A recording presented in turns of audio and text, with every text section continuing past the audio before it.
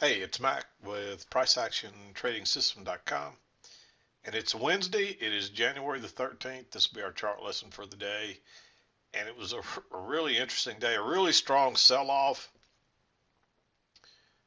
This sell-off started around 9:30. I'd say this is where the sell-off started right here, and that is right around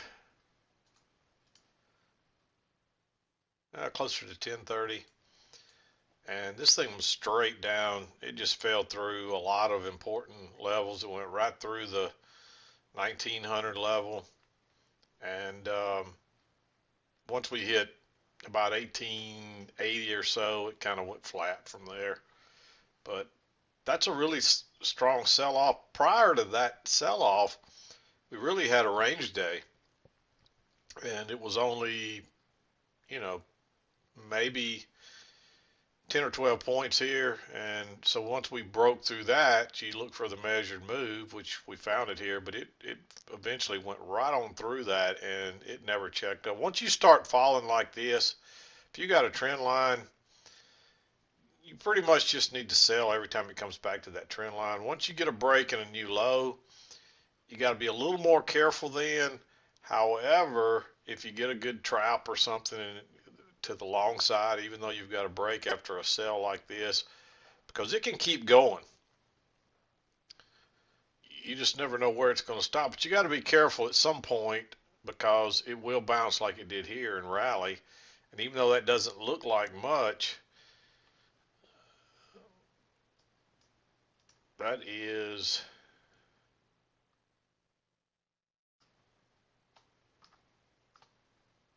well, I'm trying to figure out.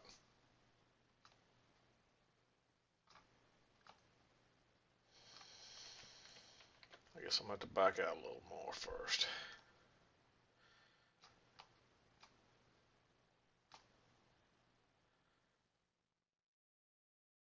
The low of that bar is 1878, and the high of this bar is 1896. So that's a 20 point, almost 20 points there. So it doesn't look like a really big rally, but it was. So just keep that in mind. But you can see early on, this is look how we're swinging back and forth each side of the EMA. And really the downtrend started off this high. You didn't really, actually, I don't consider the big downtrend starting until here. But you got a nice you got a two-tiered blue channel working down here. Uh, with a midline, and then you get a steeper one with this kind of reddish right here. And if you just played that reddish channel working down, that was a pretty good move. That was a pretty good setup right there. And then we just kind of went sideways once we reached the bottom, so it continued to look like a trend. And this was just a really nice day. And once we tested this top one more time and we made this lower high, look how it just pushed right through there. I mean, it was a breakout pullback short. You can't go short there though. And you really can't go short right here because you're expecting prices are probably going to rally. You do get a break and a new high. So and that is off the EMA. It's not a very good signal bar. You probably could mark that one green. There's some arguments for it. But I'd be a little bit leery of that one. If you caught that one trade though, if you were a little bit more aggressive and took that one trade, I mean, you can take any runners and ride this all the way down. And somebody sent me an email. We got so many trades to talk about here today that I don't want to spend a lot of time on. But somebody sent me an email. Let me just find it. Okay, I found the email here. But basically, this trader was just asking me if I would talk about specific details about, I mentioned earlier in the week, one of the days I had one of my biggest days in a couple of years, and he was just wanting to asking some questions on um, why I had such a bigger day. Did I take bigger scalps? Did I do something different or whatever? But really, it all boiled down to I just traded longer and took more trades. When you see a day like this, you may not want to stop at your target because you don't get many days like this. I mean, this is a hard sell off. And so when you get a day like this, you may not want to take off. But so it was just a combination of we having a big move that day, and then secondly, you were able to get more runners. So um, if you caught a couple of runners, and depending on how you managed them, you could really do well on those kind of. I mean, just think about it. If you got in right here, I mean, several of these, just about multiple of these were caught runners. Just about all of them did. And if you just held a runner for 8 or 10 points on a single contract, that's a pretty good day for somebody. The average, small trader. So it doesn't take a whole lot to have such a big day. If you're trading, I always save more than one runner. If I'm trading 10 contracts, I'm scalping out on the majority of them, 7 or 8. Generally, I'd scalp out on 7 or 8, usually 8, and I'll save at least 2 for a runner. But if I get a really good day where you're catching a lot of runners like this, I may only scalp out 6 or 7 of them and save all the rest of them for runners. And it only takes a couple of trades like that, especially if you start here and you wait till the first break of the short-term trend line, which is here. Well, that's 5 points alone right there. If you're playing a bigger channel and you wait till you get your first close or break outside, which is way down here, I mean, that's a lot of points right there. A lot of points. And just say you waited till right here to exit on this bar. And this is just hypothetical. I mean, as you're trading, you never know.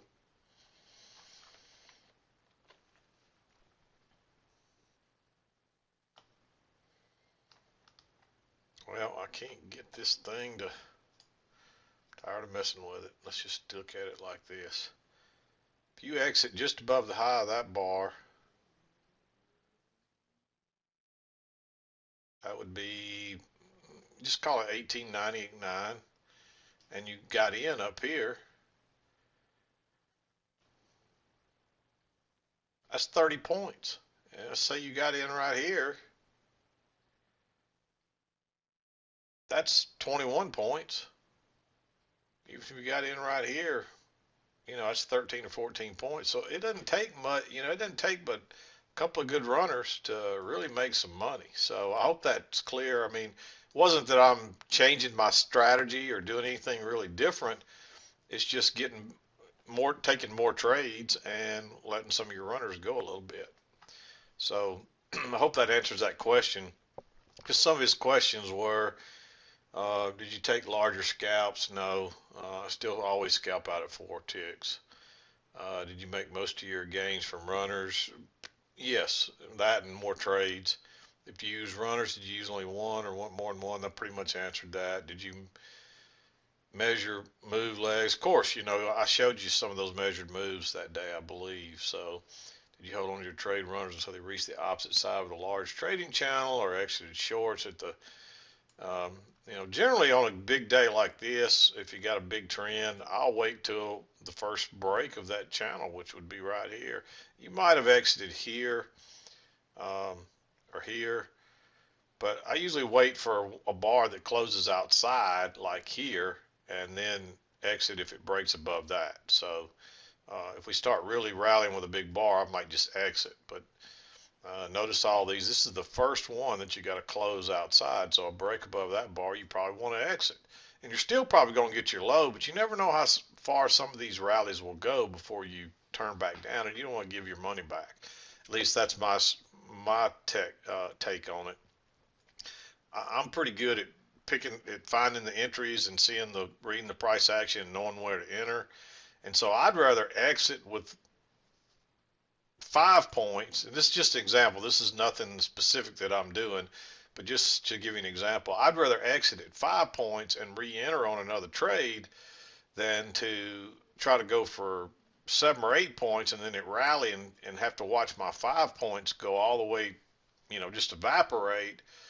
I don't like to watch it back up 4 or 5 points in order to get another 4 or 5 points. Hopefully that makes sense. Maybe just to give you an example, let's say you enter here.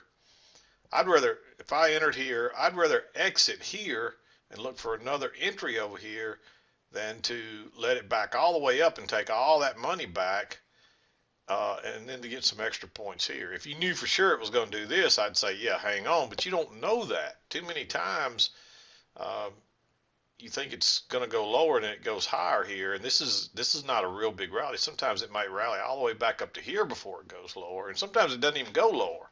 So I hope that's clear. No, I didn't change any of my strategy or really do anything different. I just took more trades that day because the market was moving really well, and I caught a lot more runners, and I held on to them probably a little bit longer than.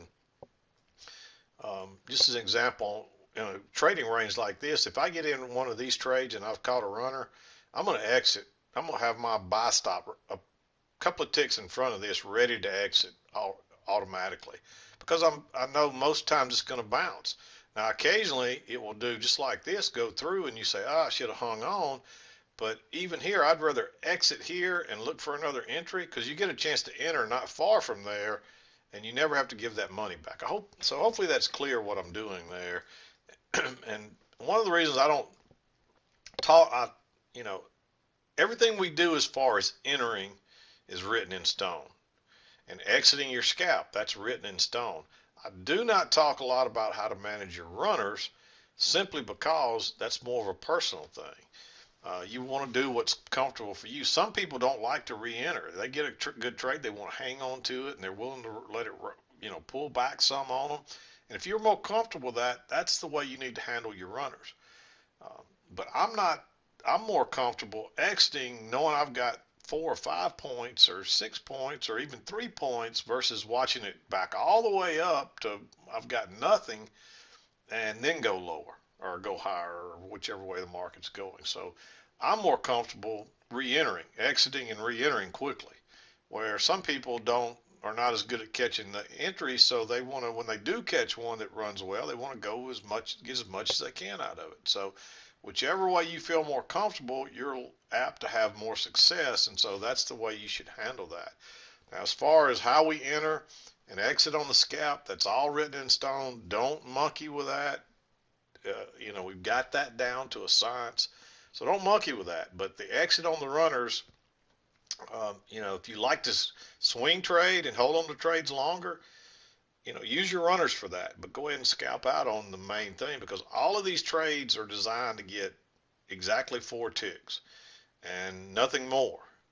A lot of them will only get your 4 ticks, and then it'll back up or reverse or whatever. So don't monkey with the number of ticks you're trying to get on your scalp part. And it's not, and you can still use our strategy to try to even try to get into runners. But understand that if it's a range day like today, don't try to get too much out of a trade, because when it's swinging back and forth on the EMA like this, you'll just get whipsawed to death. So take what it'll give you. But when it starts doing like this, use this strategy to try to catch a swing trade and hang in there, because look at that. I mean, you don't get a lot of days like that. So by the time we got down to here, it was pretty evident that this is a strong, strong sell-off. Every time it came back to the EMA, I mean, even right there, you just about, all of these should probably be green. It comes back to that trend line. Every one of them. So, but anyway, I've spent 15 minutes here, and we hadn't talked about the single trade, but I'm not going to, there's not a whole lot to say about these. You got a trend line, a strong trend working out. Every time you come back to the key entry point, what is that? That's the trend line. Just, if you get a good setup, it may be a first entry. Your signal bar may not even be perfect. It needs to be at least bearish, leaning strongly towards bearish. But if you get even on a first entry, just enter if it's near that key entry point, because you can see that every time it came back, it was a huge sell-off. And so we won't spend a whole lot of time on that, but let's talk about what I saw this morning. We had move up, a break of that trend line, and move to a new high, and then we were just kind of working down. But it was obvious right in here that, hey, this was probably a trading range. It really, till it bounced and turned down here, you don't know for sure, but it looks pretty rangy right across here. But this was the first trade I saw right around 7 o'clock. Notice that we're coming down with a little trend channel, and we get a close outside there, move to a new low, and we make a double bottom. Look how far away we are from the EMA. And even though that looks like a doji, that is a bullish reversal type bar right there. It could have easily ticked higher on that one tick there, but there's a lot of room between here and there, and it's a double bottom. So we're probably going to bounce back up, and of course it just takes off. So that one trade right there could net you, 8 points or so. Just entering there and exiting when you get back up here near the top. There's your first close outside. As soon as you got a break below another bar, I'd start putting my exit stop right there and move it up to here, and you would have got out right there, and you get out within 4 or 5 ticks of the high. That's about as good as you can expect to do it. Okay, that's a slight interruption. But anyway, nice setup there, and then notice we're moving up. We get right back up here where all this resistance is, and you get a close outside, a move to a new high, and then you get this big bearish bar. This is a really big bar here. So in order to enter here, you really need to let it break lower and maybe try a limit order. Even if you got all the way back up to where you could get in here, it's still a fairly large bar. So you may or may not be able to get into this trade following the rules. But if you can, and maybe you don't have such a big bar, maybe you've got a little better setup than I've got there. This is a good entry right here because it's right off these highs. Actually, originally I had this a little bit higher, right across those last couple of closes right there, and notice we touch it to the tick, and then it turns down. So, and this is a second entry here. Basically, this one doesn't tick lower, but it tries to go lower, and so it's like a second attempt to go lower. If you went to a little smaller chart, you'd probably see a second entry there. But I like that one if you can get in it. And then, and this looks like a reversal pattern too, like we're going to go lower. Notice how it pushes through, and then it kind of is just going sideways. You get a second entry long there, but you don't want to enter that second entry long. You're waiting on a second entry short really, and you get one here, but look, it's not. Look at that bullish bar, and when it turns and goes right back up, put you a stop there because that's a failed second entry short. And you figure prices will probably come back up here, but they don't. They make a little lower high here. But that's a nice quick scalp. And that's why, what I'm saying, that's why we go for 4 ticks, because sometimes it doesn't go much further than that. Generally, these traps will get you a nice scalp with a few ticks to spare, but sometimes they're not gonna give you a extra tick. If you go look, you'd be surprised at how many times it'll go exactly 5 ticks higher, which is what you need. You need the extra tick to get entered, and then it has to tick through. Actually, you need 6 ticks because it has to tick through the next tick, your limit order to exit with guaranteed 4 ticks. So that's a 5 tick move afterwards. So it takes 6 ticks, and so that's why we've picked 4, because it's amazing how many moves will get just that amount, and that's the sweet spot, so to speak. So don't try monkeying with that unless you're trying to swing trade or whatever. And so let's move on, and then we're just kind of moving up and down here. There's a second entry long here. Notice this is 2 legs down, but look, that's not a very good bar, and this one closes under the EMA, and we're really going kind of flat here, so you really need a good entry off the highs or the lows. There's a possible second entry here. I probably should mark that one, and it's borderline where you could almost have it blue. I'll go ahead and mark that one before I put that there, but it didn't break higher. We're just kind of going sideways there, but this bar makes a higher low than this one, so when it breaks lower, that's a second entry short. So you could consider that one. I'm gonna mark it green, but you definitely can consider that one. If it would have went higher first and then turned down, I would have liked that one better, but it didn't break higher. So, but it is a second entry off the top, and there is enough room to get out before here. And this one just kind of keeps going. It does pull back and give you a little breakout pull back short, but again, it's not a very good setup. By the time you get a good bearish bar, you got to enter way down here, and you just don't have much room left. I think you're better off to consider going long down here than getting short right here. And notice you got this channel moving down. You get a break and a close outside, moves to a new low. You're way away from the EMA again. Almost a similar, perfectly similar repeat pattern is over here. It's not quite as good as signal bar, so that's the reason I made it green. But if you understand what's going on here, you're probably going to want to take that one. And notice the little trend line working up, break, new high, and it's also a double top across here and a retest of this channel here. It's like a little breakout, second entry breakout short. You got a nice bearish bar. I like going short there. And you actually go lower here. Notice how we go lower, close much lower, pull back, and you get another second entry short. And this is a lower high than this one, and it confirms this trend line right here. So you just go short there, and you don't know that it's going to keep going like it does, but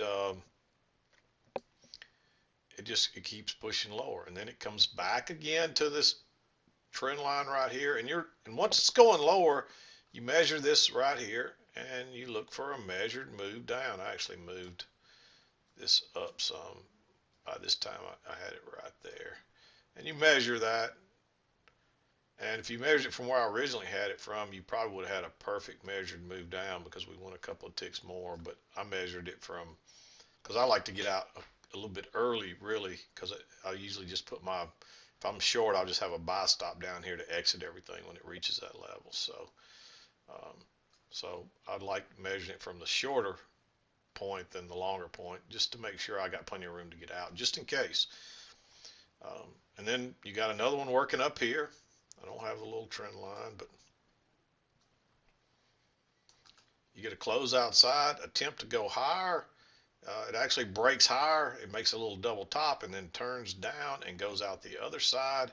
So have a stop right there and be ready to go and let it go short there. And it did back up. You could have let it break lower and put a limit order, see if you get a little better entry, but that's a second entry short. And the second entry really triggers up here below this bar, but I don't like that one because there's no break yet. So when this one breaks lower, you could come back up here where your original stop would have been and put your limit order, and you would have got filled on that. And off it ends up going, and then it pulls back and tests that. Look how bearish that is. And you got to figure, coming off this side, we're probably headed to this side. And that's exactly where it goes, and it gets one more little push lower, and then it bounces. And there's actually a shorter term trend line right down through there, and you get a break, a new low, and it bounces. And it bounces about where the measured move is. Look how bullish that bar is. It's a fairly large bar, so I made it green. If you'd got a little better bar, I probably would have made it blue, because we're a good bit away from the EMA, but now you're getting really close again. So you got to be careful on that one. And if you tried to use a limit order, you would have only got filled maybe a tick back in it. And then we're working higher, and check out this trend line working right here, working up. There's a shorter term one working even higher here, but I believe this is a good one here, and you get a break, move to a new high. But I like this one here because this was a short. There's actually even a shorter term one that I just talked about, and you can see that one working up right there. You get a break, move to a new high, and then you get this big bearish bar, and it's a second entry short counting off this low. So I like going short there. I wasn't real sure about this other one, but I believe it's valid too, and because you do end up bouncing. So several people were probably looking at it like me. They weren't sure, is this just a shorter term one, or is there another one here?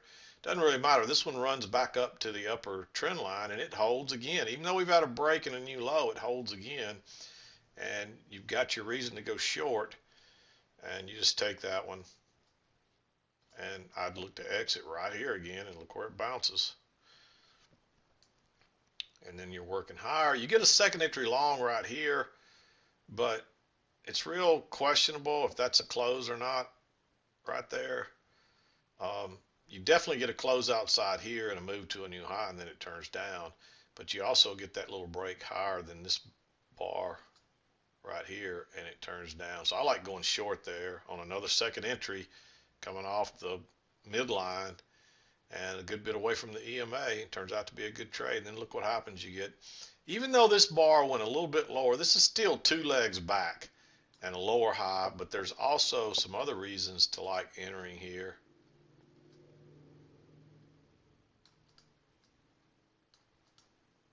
There's all this resistance across there, and this is a little failed break higher. Just go short right there, and look at it go. You can treat this like a failed second entry long, because after you come off the top, you're expecting to go down, and look at it go. And this one, you know, like I said, I normally would exit right here, probably automatically, and wait for another entry. But you could have held on to this, waited for your first bar to close outside, and then wait on a break above it, and that doesn't happen till down here. You start putting your stop exit, and you could have exited right down here, and then when you get another chance here, you get a better entry than what you had, than where you exited there. So it generally works out, and that's the reason I like to just go ahead and exit. And then we're working up here, a break, new high. And this is not a real bearish bar, and it wasn't obvious this was a real strong downtrend yet, so we could get a failed break lower out of this trading range and go higher from here. So I wasn't crazy about this setup. There's reasons to go long here, to go short here.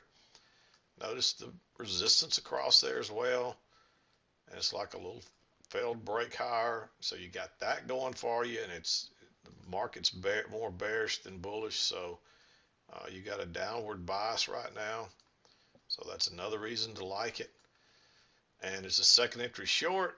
This is a double bottom, so this is like a first entry, second entry, and this sets your trend line. You could have drawn this line and pulled it up and maybe found that, but you probably wouldn't get this trend line until right here. You wouldn't be real sure about it anyway. I would have drawn it off this, and when it came back here, that's when you're really sure of it. Then you're working down. You can't go short right there. It's a second entry counting off this high, but it's right into that low.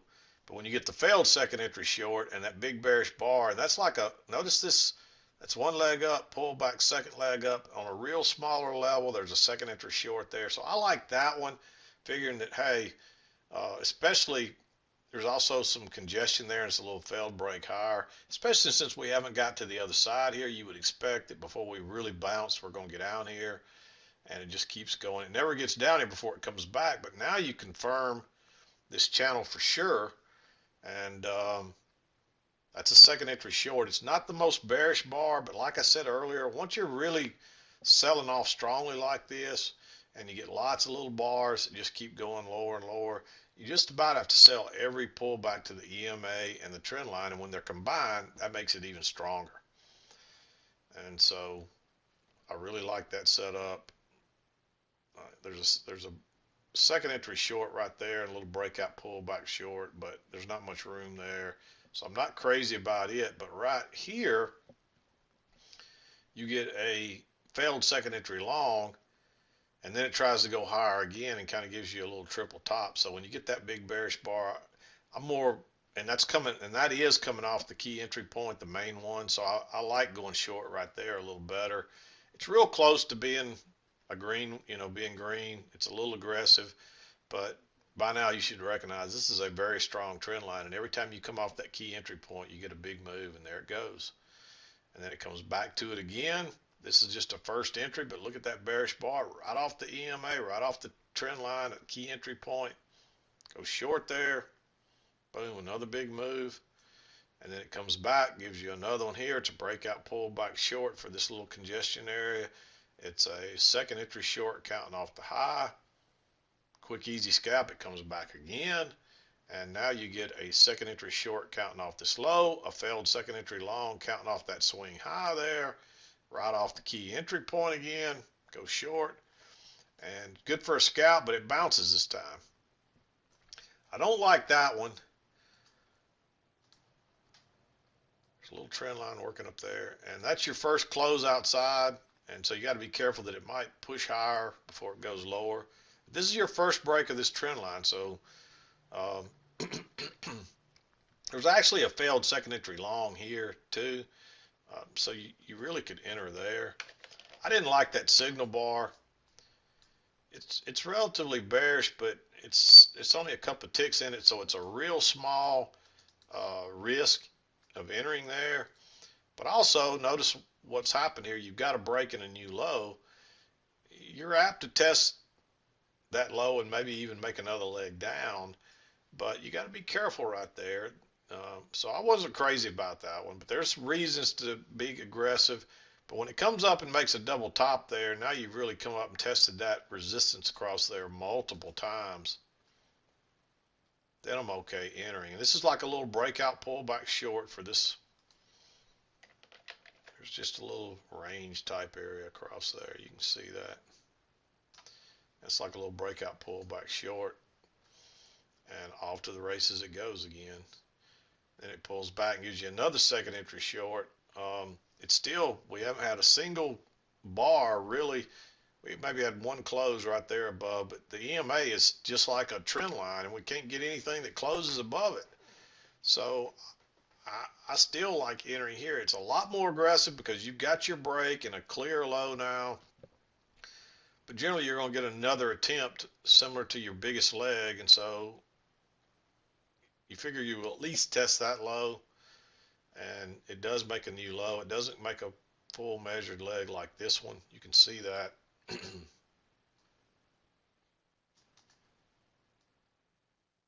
We come up a little short there.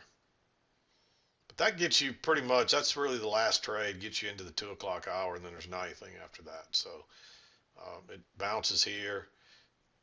There is a reversal type pattern here, and it's not quite 2 o'clock. But I'm going to be honest with you, I'd be very leery of taking any longs at this point, because this thing could just keep working lower, even though you had your break and your new low on a sell-off like today. You know, it could just keep going low. And I'm having a little problem with my throat. I apologize. I keep having to clear my throat. I think I'm coming down with something. And you can see that bounce off the EMA and the trend line. I mean, that's really hard to ignore, because if you can catch some of these reversal patterns on a day like this, sometimes they're really, really strong. So I'm going to make it green. It is right before 2 o'clock, so I want to make it blue really bad, because if you can catch one of those, they're generally really good trades. And you can see here, though, it was good for a scalp, and that was it. And we actually would have ran any stops if you tried to hang on too long, and then just never could rally today. There's just nobody willing to buy. And that's generally what happens on a day like this. So keep that in mind. But we're over 30 minutes. I'm not going to drag the day out anymore. Once you see this, just try to find any reason to get short and take it. You know, be reasonable about it. Don't be too over aggressive, but you can find lots of reasons. Anytime it comes back to the key entry point and you haven't had a trend line break yet, look for a reason to get in it. That's bottom line. So anyway, I'm going to wrap it up for today. We'll be back again to do it tomorrow. Actually, Monday is I think it's Martin Luther King Day, if I'm not mistaken. There's some holiday Monday anyway, and the market will be closed Monday, so there won't be a chart lesson probably Friday or Monday. I'm going to take the long holiday. I've had a really good week this week, so I'm going to take the long holiday and take off Friday. I will try to do our midday chart on Friday, because I'll probably come to the office for an hour or two, but I doubt I'm even going to trade Friday. I'm just probably going to take it off. So, but anyway, won't be one Monday, just in case I forget to mention it again, because it is a holiday. And but I'll be back again tomorrow. We'll do a chart lesson tomorrow. But I'm going to wrap it up for today. This is Matt with PriceActionTradingSystem.com, and we'll see you next time.